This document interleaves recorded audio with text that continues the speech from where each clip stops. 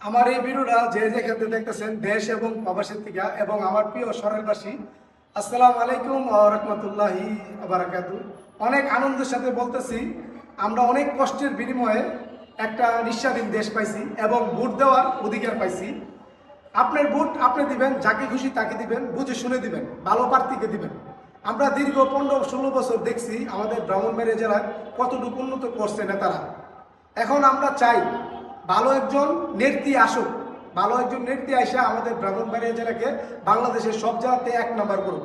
আমাদের ব্রাহ্মণবাড়িয়া জেলাকে এমন কোনো জেলারে বাংলাদেশের চিনে না। তাই আমরা চাই আমরা ব্রাহ্মণবাড়িয়া জেলাকে ঠিকভাবে যেইভাবে চিনে মানুষে চিনে, এইভাবে আমাদের ব্রাহ্মণবাড়িয়া জেলাকে ভালোভাবে চিনুক। আমরা ব্রাহ্মণবাড়িয়া জেলা কতটুকু উন্নত হয়েছে, তাই আমরা সেই জন্য ভালো একজন নেত্রী চাই।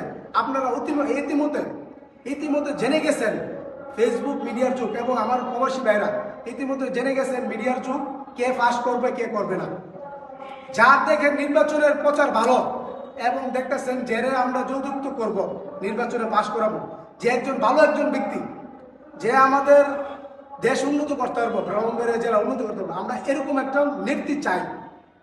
এখন আর আগের মতন শাসন করার মানুষ নাই, এখন আমরা নিঃস্বাধীন দেশ। আমরা চাই, আপনারা চাই এবং আমরা চাই সবাই মিলে ভালো একজন নেত্রী আসুক। আপনার ভোট আপনি দিবেন, যাকে খুশি তাকে দিবেন, বুঝে শুনে দিবেন। এবং আমার আরেকটা ছোট্ট একটা মেসেজ থাকবো, আমাদের যে প্রবাসী ভাইরা আছেন, প্রবাসী ভাইরা অনেক কষ্ট করেন। আপনারা যদি দেশে যদি বলেন, দেশের আপনারা আত্মীয় স্বজন আছে, বউ বাচ্চা আছে, আপনারা যদি বলেন আমরা এই নেত্রীকে ভোট দিবেন, উনি ভালো কাজ করবেন, আপনার কথা অবশ্যই শুনবেন। আমরা চাই আপনারা ভালো একজন নেত্রীকে আনেন, যে সংসদ ভবনে কথা বলতে পারবো, যে সরকারদের টাকা টাইনে আনতে পারবো।